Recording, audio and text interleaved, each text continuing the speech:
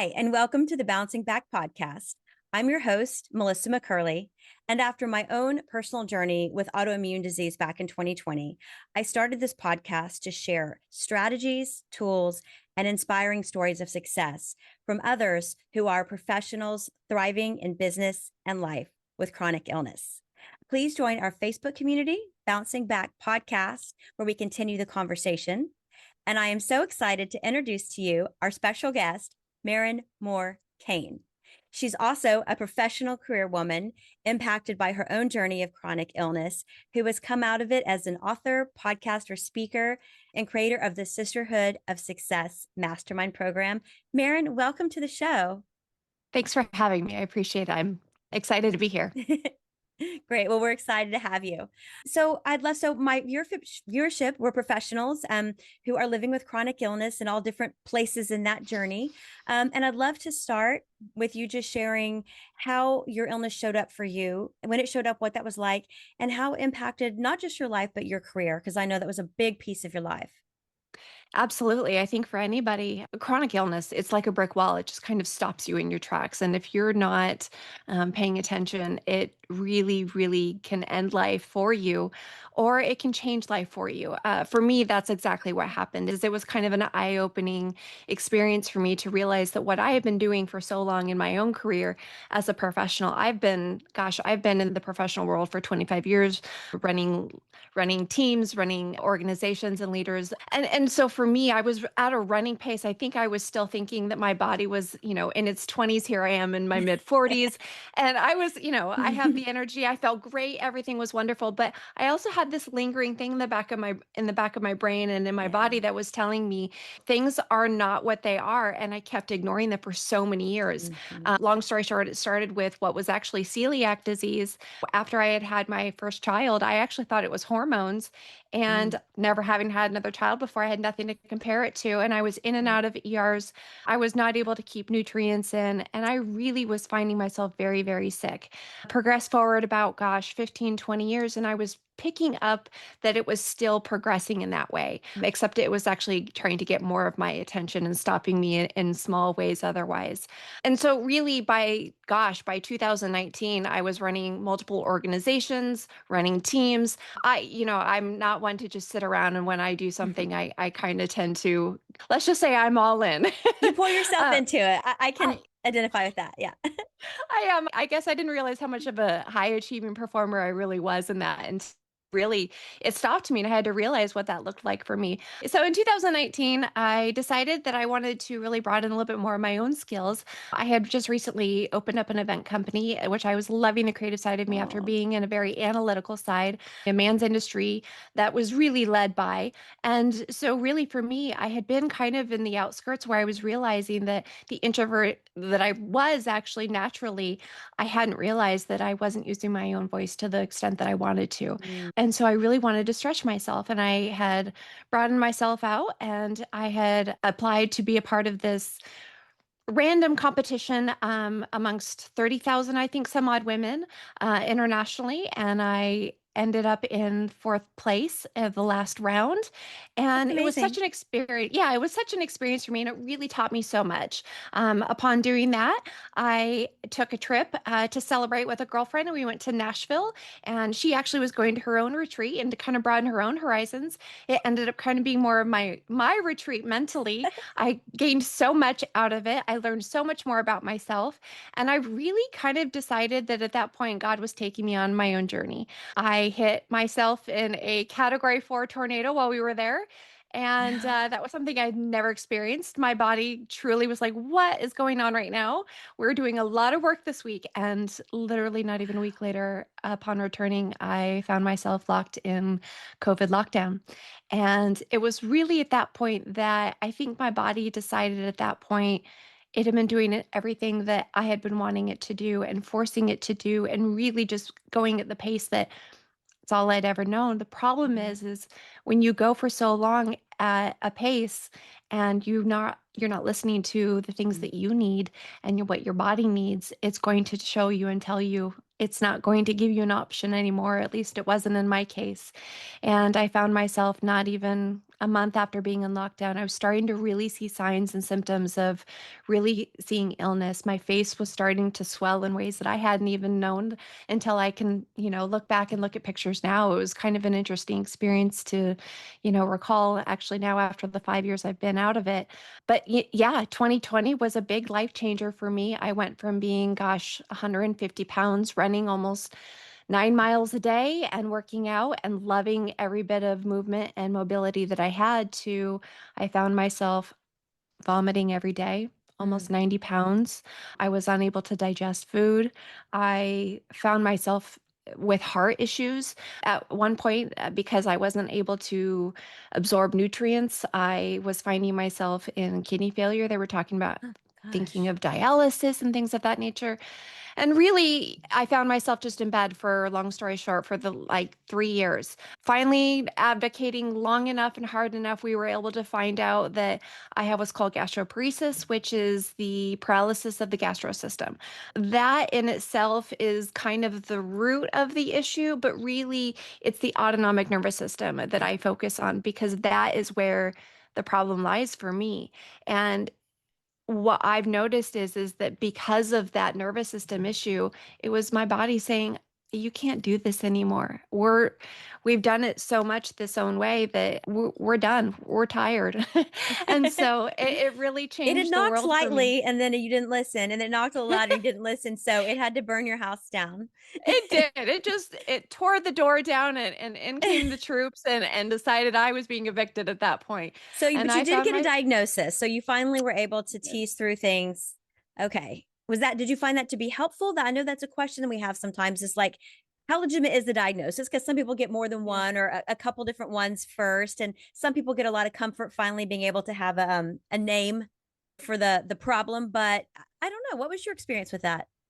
For me, it was like opening a Pandora's box. It was the awareness that there's more to this issue, that there's something going on. And it's taken me, I was in bed, I was bedbound for almost 3 years to the point where I still have an ADA. I use my handicap on my bad days. I have a cane, but I'm still not mobile. I'm still not running. And like I said, it opened up Pandora's box in the sense that for me, I was just becoming aware of all the things that were going on in my body. And at that point, it was only one of the diagnoses. And we're still in process of finding It's more at still an this point. entanglement, right? Yeah. It really is. It's the same And I thing for think me. Yeah. I think it's just a new chapter and a new journey. And I think that, whether that you call it a diagnosis, really what it is it's an awareness to who we are and what we Right. really need. I don't, I think that I'm probably going to sit with a few people that have been through chronic illness that, our healthcare system is great, but it's lacking in a lot of ways. And one of the ways is not just to treat the symptoms, but to find the root of the problem. And that's Yes. been my biggest problem is really getting to the root of that issue with the doctors to say, there's something more here and we can't just treat this. We have to find the overall picture in order to really, really fix this issue. And that's really where I'm sitting now is advocating for that and going down that journey. But at the same time, it's really changed my world, but it's also given me a new world to really open up to and really move with. I love that take because similar. I was bedbound for a long time. I had a lot of time to think, Mm, and I was angry a lot for a while at just like you said, what you can't do. That's easy to focus on yeah. what you can't do. But there are gifts. There Hmm. are new doors to be open if we'll choose to see them and if we'll kind of quiet some of the chatter and why limit what you can't change, but you can Yeah. either embrace things and find new directions or, I don't know, I guess be a victim, which Yeah. obviously is not your mentality. It's not my mentality, but I love hearing that because sometimes I think people can call that a kind of toxic positivity. Like, well, you're Hmm. just saying that. And it's like, well, maybe I am, but isn't my life better if I do? You Might know, I yeah. discover some things new if I take that? And What do don't you? get me wrong, I'll be the first to tell you, for the first 3 years, I denied it. I refused it. I absolutely fought it the entire way. And to me, I was so busy grappling at who I used to be that I Yes. was entirely missing this new opportunity to find myself in ways that I had never been before, and really Mhm. defined certain strengths in myself that I had never known I had. I had gone down this entire journey for since 2019, going into new businesses to expand my own talents and my own creativity, finding my own voice in competitions amongst other women. It's not typical of my characteristics of who I am, but I guess maybe I was already finding that itch. And Mhm. then after really getting that freedom of getting a taste of who that person really is really it's where, I guess that's what you call the sweet spot. But you have to really humble yourself to realize that there's so much more to this life than just what we think we can control. Sometimes the biggest things that are out of our control are some of the biggest opportunities and our biggest strengths to grow with. Yeah. It's funny, you just mentioned the word competition, and that's a Mm. big word in business, and I'm in real estate, professional real estate, both an investor and Okay. in sales, competition, but it's so interesting because what you've created is a sisterhood, right? Yeah. You've moved into sisterhood of success. I mean, Yeah, I what was a real 180. lonely. I really was. I was lonely in this new finding myself. And while I think that, a lot of my life had gone away and I hadn't been able to recognize the old person of who I was, and the people that were in my life actually started to go away, there was also a point where I kind of was mad at the world, to be honest. Mhm. I was mad at the way the circumstances were, and I pushed everybody else away. And at that point is when I realized how dark and deep, if I allow it to go and to really defy this, how terrible this entire experience and this entire life really could be. Yeah. And to be honest with you, I've had a few dark nights. And in those times when I was sitting in those dark moments, I needed people. And I have family, and I can't tell you how much I appreciate them, and what I would do without them, I don't Yeah. know. And especially my husband, he's probably my biggest supporter and my best friend. But, there's also something about finding in isolation that you want people to relate with too. You need people to help push you and give you that energy. And that was something that my husband really he was trying his best to do, Mhm. but I needed more. I needed to sit where who I was outside of that and find who that new me was. So there was a time where I decided, you know what? And I had been doing leadership things with women for years prior. In fact, that was one of my biggest passions. And so when I was super lonely, I started reaching out, just looking for people to give me that energy back that I was so used to giving other people. As a people pleaser and all these other things that I was Yeah. recognizing now about myself, it was one of those things where I needed to turn the tables and I needed them to show up for me. And that's exactly what I did. In fact, what was it? 2023 was probably the first real year I had gotten out of bed. And to be honest with you, I wasn't sure what that looked like, but I reached out to just anybody on Facebook who still believed in me at that point, in all honesty. And I said, okay, I need a girls' retreat. I need a planning retreat. And I did them every year. In fact, I'm one of those people, I have my word of the year, my resolution that I always do. I And do I've word of the always year been one. too. I Do love you? it. I think it's great. Yeah. And I think What's your it's a word for this great way year? to focus. Expansion. Mine's Letting myself fruition. just expand. Ooh, I love that. They're similar. They Yeah. are. They Word of the are. year. I love it. I love that. So yeah, so really in 2023, that was one of the things that I needed to do was really find that energy. And so like I said, I reached out to a bunch of women. I said, I don't know what it looks like this year, but I know this is what I need. Would anybody like to join me? And it ended up being a fiasco. If you look at it What? from a professional level, Mm. I certainly did not lead in any way, but I sat in a room with women and I absorbed their energy and listened to their power. And I decided that I missed that. And I missed living. I missed life. And at that point, it was about the time that I realized that there were things that in my life that I really wanted to change in order to really, whatever time I had left, to make the difference. And that was when I realized that I wanted to, if it was a legacy that I left on a short time left that I had, which it was still very much, I think I was still at that point 110 pounds and really struggling to keep that weight on. I was having to do IV therapy Yeah. at that point, like once a week. And this is the part I hadn't really even shared yet to this point, but I had been to Mexico and I was looking for alternative measures of trying to care for myself. And, when the doctors say, we don't have a cure for you, we don't have any way to treat you, we can give you the pharmaceuticals, but nine times out of 10, those pharmaceuticals are, actually more dangerous to my body than they are actually in benefit. So I had done a lot of the work there. And so sitting in these room with all these women, it was one of those things where I said, scratch that. I'm done. I'm done doing it this way. And I just and I told the women in that room, I can't give you what my goal is this year. But what I can tell you is, as I'm sitting here and I'm paying attention and I'm listening to myself right now. And I went home, and that was in February of, like I said, 2023. And I just kept watching my life fall apart in certain It ways. does And, in and cycles, doesn't it, with chronic illness? it really does. And I think, I mean, Very humbling. I'm a fairly religious person, for me, it's God. For some people, it's just a higher being in the universe. But really, for me, I started going to church again. And I said, it actually started because I had found church on TV at midnight, actually. Mm. And I needed something. I was having a dark night, and I found it on and started watching it. And then it started leading to, okay, I really want to try and go. And on the good days that I could go, I did. And I dragged my family, and I think they thought I was a little crazy at first, and I would bawl every week, I'm sure. But I kept watching all of the things that were in my life that used to be were falling away to make room for this new person and this new area of growth that I was wanting to go. And obviously, God was leading me towards to do. And that's exactly what 2023 was. And so by 2024, I realized I was in a new area. I was this brand new person almost.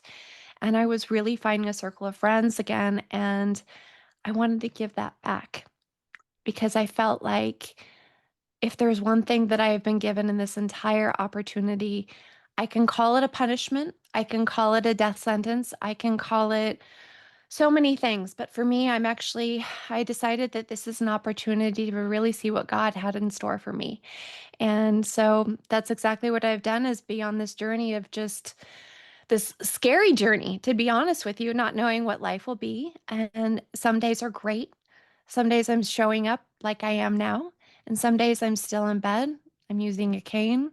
I'm bounding myself to say no just to be able to make it through another day. And so, but that's life, right? We don't really know what anything is in store for us. We don't know what our future holds. We don't know, if we're going to have all the answers by the time our life is over. But what I do know is whatever I have been given, I want to leave a legacy with that. And that's for my children, and that's for my husband, and that's for all the people that are watching, and all the people that probably could use it just as much as I could have and did.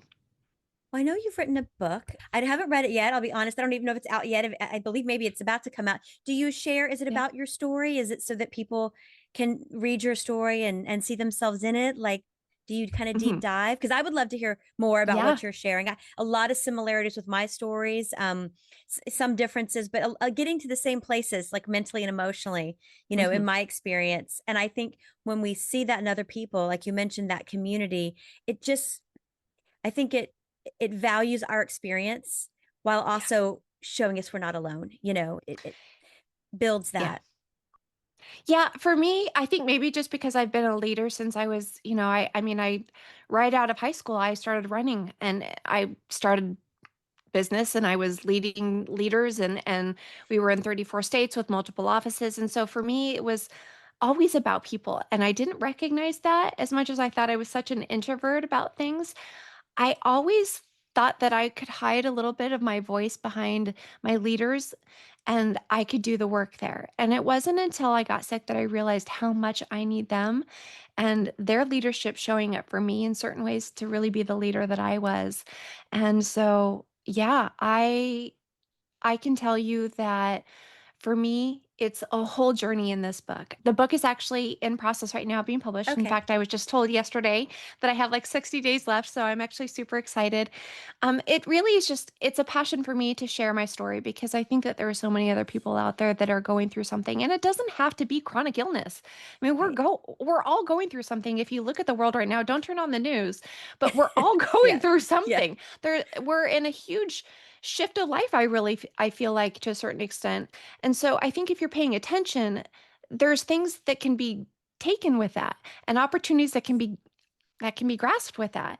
And so I think the problem is we think woe is me a lot of the time. And so this book really is about really expanding that to see what else is there past that, rather than just sitting in it in misery, and trying to look for the opportunity that's rooted in you and allowing yourself to rise further. Yeah, I love that. I love that. You're so true. It's like what you say is so true that you can choose to see it as a death sentence, as a curse, as a punishment. But what Mhm. if you see it as a gift? What if you see it as an opportunity? Sometimes I try to Yeah. think of it as a game. I joke with my husband. I said, one of the things that's hardest for me with my business, and I'm looking at my goal board right now. Like I want to start speaking. I want to finish my book. But I feel like I wake up. I was never a big gamer, but I did descend into War of Warcraft once for like 2 months. But I feel like in a game where you wake up in a different world, like every time, instead Mhm. of waking up each day in the same place and then building on it, with chronic illness, I have felt like each day I wake up in a different place and I never know where Yeah. that's going to be. And then you sort of have to regather yourself and recalibrate what today's going to look like Yeah. and that's a weird thing. So I try to play with that. I'm just like, what world in my game of life did I wake up in today? Instead of choosing to stress about it, because I've done that too. And it's just a whole lot less fun way to live, to be honest. Well, and like I said, it doesn't have to be chronic illness, but we're all going through something. And in that opportunity, if you look at all of the resilience that you've put yourself in, or had to go through yourself in life, did it stop you? Did the world end like you thought it was?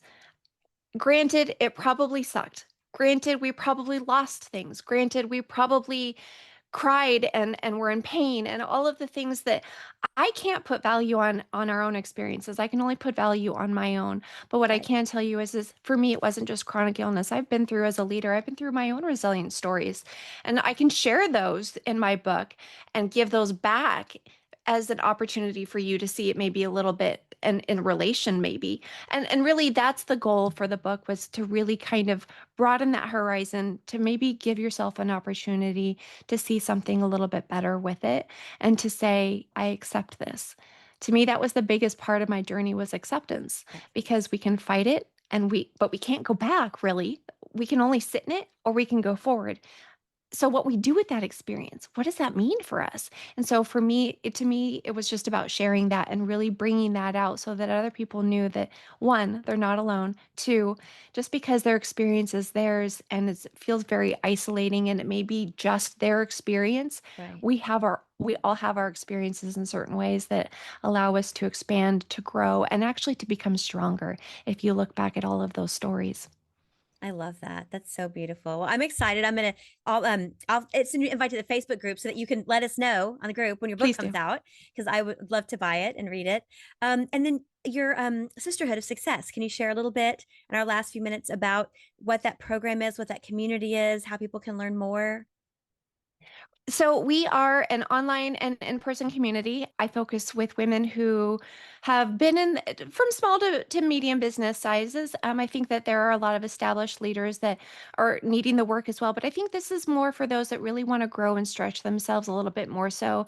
But it's also a community where we can be ourselves. I think that behind the leader, we're still the people, and I think sometimes that we forget that. And I think that's part of the journey as well, is you can't control things. You can't you can't necessarily make things happen the way that you want them to all the time, but what you can do is work through them. And a lot of that does require getting to the root of who we are authentically, and finding that safe spot to share that with others, and allowing them to help broaden that with you. So that's really what the Sisterhood of I love Success that. has become for that, because I feel like like I said, we're leaders, but we're so much more than that. And so this is an annual mastermind. It allows women to come in. I do have other opportunities in which they can just come in if they're not quite ready to dive all in. They can have a virtual experience in which they can connect once a month with us, or they can connect with us once a month in person. And I also have beach retreats and so forth that are part of that. So it just really, I like to tailor it to the women that are coming in, that to see how I can really help them. That's wonderful. That's wonderful. Where can people find you? Right now I actually have a website that is in development. It's almost there. Okay, So well, tell us what it is, because by I the time this drops, it may be live, awesome. and yeah. Awesome. So it's www.mairinmorecane.com. You can also find me on Instagram at the same Mairin Moore Cane, as well as Facebook, also at Mairin Moore Cane, and LinkedIn as well. Okay, I love it. Thank you. Let me add, we're getting to our time spot, but what do you have some words for maybe a woman who you mentioned you struggled a lot with letting go of who you used to be. And that was a big piece of mine too, of my identity and struggle. For somebody who's maybe kind of more towards the beginning of their journey and they are going back and forth with that reality that they may not be able to just jump back into all the things they did before, but perhaps they're not quite ready to be in such a positive acceptance place of moving forward. Could Yeah. you share some thoughts with them, some insights, some encouragement? One, you're not alone. Two, this isn't the end.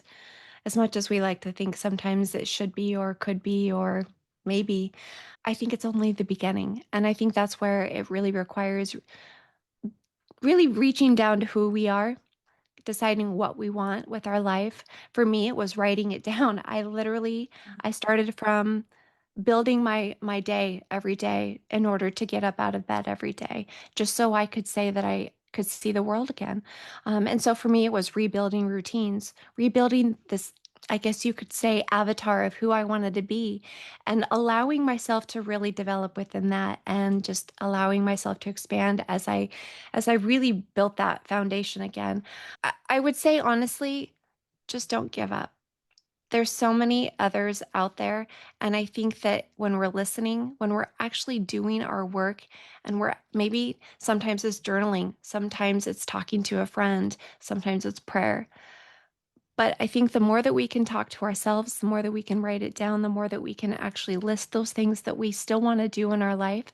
It doesn't mean that they're over. It just means maybe there's a new way to do it. And for me, when I wrote those down and I decided that I still had a legacy I wanted to live and I still wanted to leave, that meant for me, I had to look at it a little differently. And that's okay too. You can still move through it.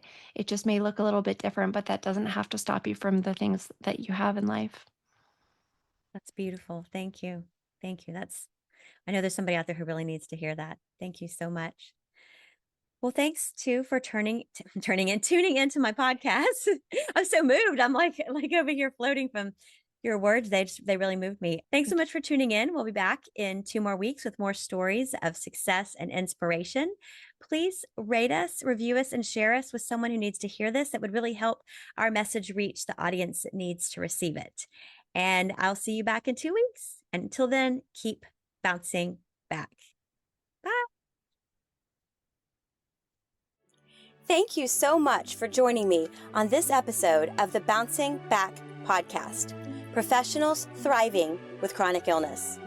I hope you found inspiration and actionable takeaways to support you on your journey. If you enjoyed this episode, please subscribe, leave a review, and share it with someone who might need a little encouragement today. Remember, thriving with chronic illness is possible. You are stronger than you think. Until next time, take care and keep bouncing